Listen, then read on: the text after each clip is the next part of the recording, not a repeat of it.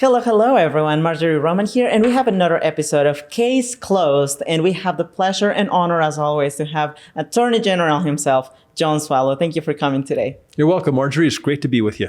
And today we have a super interesting topic. Most of us, we have professionals for everything. We have professionals for our TV, our cable, I guess, or we also have professionals for our electricity needs in our homes, our doctors, but lawyers. Is it necessary for us to have a lawyer?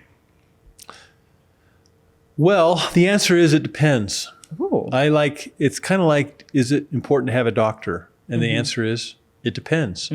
If it's an important situation, if you're bleeding out, if you're really sick and can't get out of bed, you know, if you're going to be delivering a baby, you know, you probably need a doctor, right?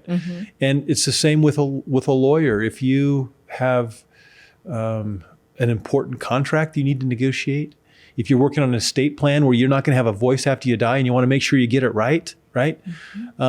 You need a lawyer. If you're being sued and your house is on the line, you probably want to make sure you have a very skilled lawyer to help you make sure that your case is presented properly before a jury, right? If you've been ticketed for DUI, or you've been charged with a crime, assault, or a battery, or something like that, or theft, you want to make sure you have a good criminal defense lawyer to make sure that you're not put in prison and have a record and have to pay a fine and have a felony on your resume for the rest of your life. So it really depends on how serious it is. But yes, lawyers have a very critical role in this society of ours, where we are a nation founded on the rule of law, and lawyers are experts in the law. And what are some of the ways that a lawyer can help us in our many different cases? Because you mentioned that there are specific lawyers for each of these cases. So what are some of the examples of what a lawyer can do for us? Well, let's talk about something that should involve every person, and that is what happens with your estate or your assets when you die. What happens with your children if you die and they're still minors, they're still under the age of 18. And everybody out there can understand how important it is to be able to decide what happens with your bank account or your house or your car or the grand piano, right? Or your children if you were to pass away unexpectedly in a car crash, a plane crash, COVID-19, or something else that were to make you sick and cause you to pass away. So a lawyer can help you with that. And what can happen is you can say, well, I'm going to save some money, and I'm just going to go online and I'm going to get some forms.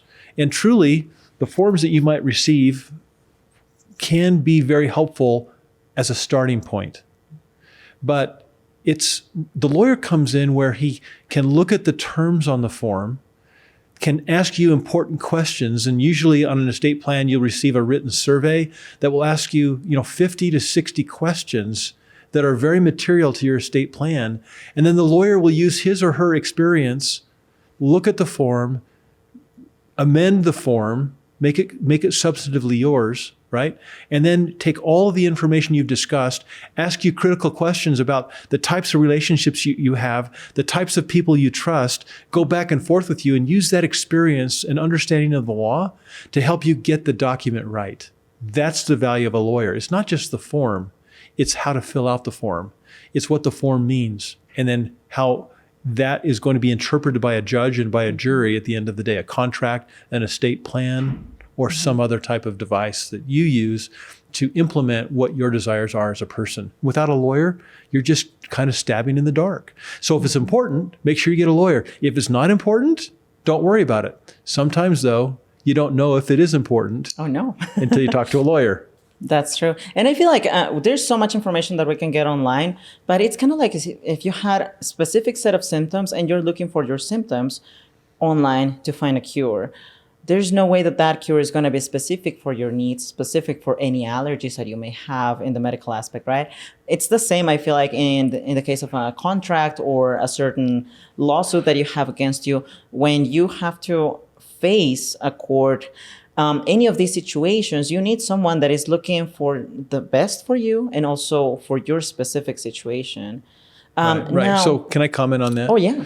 So just the other day, I was at church on a Sunday morning. Okay. And a very good friend who's a little older than me came up to me and he said, I need to hire you to put a lien on a property that my daughter owns that I loaned her some money on. Oh, wow. Okay. And I said, okay. And so we spent 5 minutes at church, right? Interesting office right and I there. asked him a series of questions. Then the next day, he sent me an email because I asked him to send me an email with the information that I'd asked for.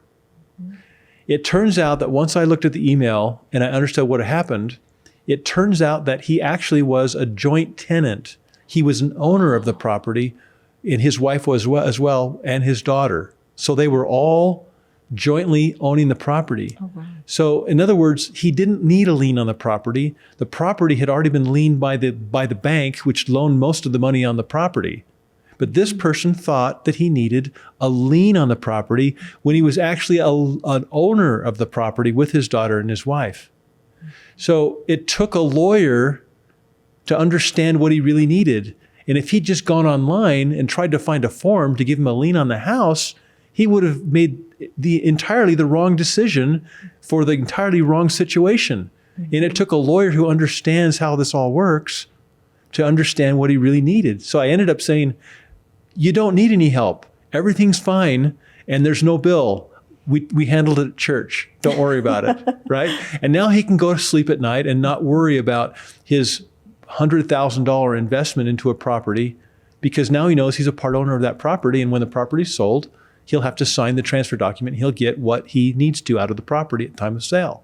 He learned by talking to a lawyer that he didn't actually need a lawyer, and he was fine. Exactly. And if anything, even like if you look online at all the many attorneys that are in your city, most of them, they have, I don't know, like a 15-minute consultation, which is like for free, where you can literally talk to an attorney or some member of their legal team and find if you truly need to hire their services, or they could even recommend you to some other attorney that is experienced on the specific case that you have. I've had multiple times where I would call a specific attorney and they would even refer me to other people that were more within the field of expertise that I needed. So it's really cool to talk to an attorney and make sure that you get the help that you need for your specific case. Now, how do we know if we got the right attorney? What are some of the characteristics that would describe a good attorney that is looking for our best? Right. So sadly, I've come to learn in my career, and even from my personal experience where I actually needed a lawyer at one point in my life and paid a lot of money for a good lawyer, and it made all the difference for me. I learned that not all lawyers are created equal. And it's the same as doctors. When people come to me with a serious illness and say, what do you think I should do? As a friend, I will say, well, find yourself a really good doctor. How do I find a good doctor? Well, ask around. See if you know someone who happens to know someone who knows a really good doctor in that field, right? I've always believed in trying to find the very best person you can afford. And it's the same with lawyers. Not all I'm saying this again, not all lawyers are created equal. Mm-hmm. And you really need to ask around and develop a relationship with a good lawyer or a set of lawyers so that when you have a problem, you know exactly who to go to, you have a relationship, and you can get the very best advice you can afford for the circumstance. It's so important that you need to hire a lawyer for. That is true. What are some of the other characteristics that you have seen with the lawyer that you hired that made you say, yes, this is the one guy that I want to have defending my case? Well, with one lawyer I was involved with that I actually had to hire. Mm-hmm. I remember walking into court one day and having a discussion with this lawyer on the way up the courthouse steps. Mm-hmm. And I could tell from my conversation that he really didn't understand the facts of the case. Oh, no. Okay. I'd been working with this lawyer for almost a year, and he still didn't understand the important facts of the case. And that's when I made a decision that I needed to find a different lawyer and let that lawyer go. So as you interact with a lawyer, listen, observe, and remember that you wouldn't be working with the lawyer unless you really felt it was important. If that lawyer is not measuring up in any way, not returning phone calls, not getting back to you, not acting like he or she is on top of the case, if you've lost confidence in that lawyer, you may only have one shot in the case that you're dealing with. If you're defending against a criminal allegation or charge, if you're going into a business transaction that's really important to you and you want to make sure that you're protected, if you're trying to get out of a business relationship and wondering if they can enforce a non-competition agreement against you, or you're being sued for violation of a covenant like a non-solicitation clause, you may only have one shot, and you want to make sure that the lawyer you have is listening, is competent, understands, is available, is getting back to you, is reasonably priced. Otherwise, you need to go shopping for a different lawyer. That is true. Because then again, it's not only your reputation that is at stake, it's your life, it's your family, your assets, everything that is involved in that case. It's so many factors that you need to make sure that you get the right legal counsel. You did mention to look at the price of a lawyer as well. How do we know if we're overpaying a lawyer for their services? What are some ways it's that we hard. can Yeah, tell? no, and I'm thinking it's a hard thing to understand if you're paying more than you need to for a lawyer.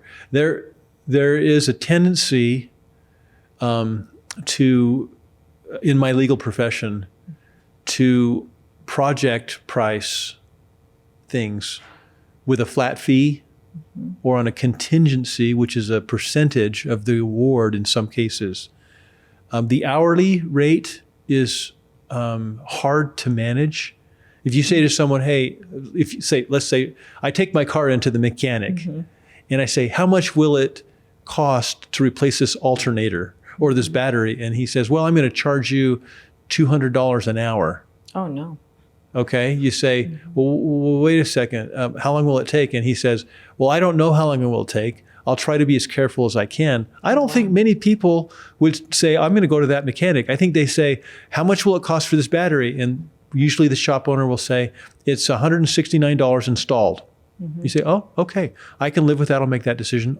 Done. Let's do it. Okay. Right. But with lawyers, many times it's like, I'll represent you on this case. We're going to go to trial and I bill you this much per hour. And I have some clients that I charge hourly.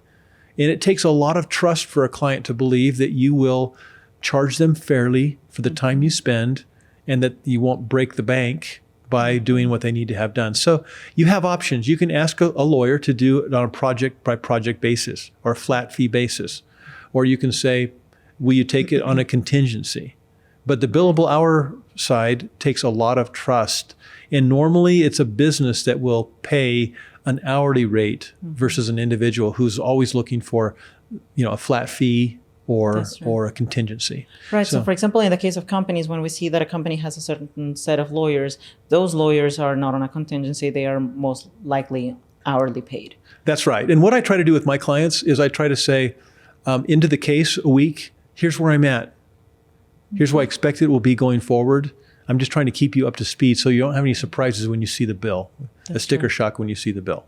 Other lawyers are hired by small companies on a retained basis so that they say, well, listen, I will be available to you and I'll work with you for $1,000 a month or $2,000 a month. But if we get into something hot and heavy that requires a lot of my time, then we can readjust that.